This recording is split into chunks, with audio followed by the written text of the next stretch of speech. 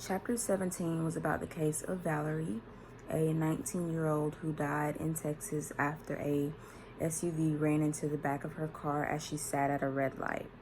The driver was a soldier stationed at Fort Bliss. He was intoxicated 3 times the legal limit at .27. A reporter at KDBC-TV, Ramon Herrera, began to cover the trial after graduating from Texas State University and working as a CBS affiliate. One day, shortly after the trial began, the judge's clerk sort of alerted the media that the DA will reveal the video from a red light camera showing the crash in court. But news cameras were not allowed in the courtroom, and of course they were not going to provide copies of the video to the reporters. Coincidentally, for this particular courtroom, you could shoot through the window in the door to the courtroom. The judges allowed this. Photographers also took pictures through this window. The main issue that came was to use the video or to not use the video.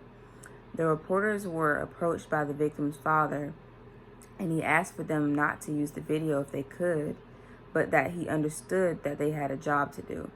He expressed that the nature of the video would stir up emotions among the family and friends. The reporter said to him that they couldn't make any promises.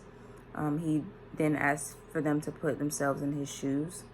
Herrera empathized with the father and headed back to the station where Herrera, his news director, and executive producer all looked at the video together after he told them the father's request. The news director decided to air the entire video since no body was visible. They said that the family shouldn't watch the news, so the video ran. Although members of the family ultimately did not say anything or complain in regard to the release of the video, I still would have felt bad about releasing it. I don't agree with KDBC-TV in their decision to release it because I still think you should respect and consider the family. To say don't watch the news, in my opinion, is kind of shallow and selfish.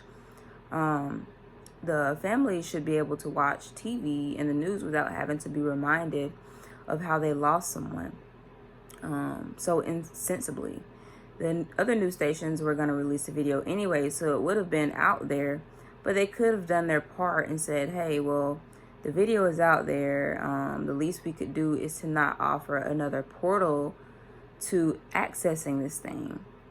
It shouldn't always matter about being the first to have the graphic image or video all the time. I am more ethical because I consider others in traumatic tragedies. Thank you.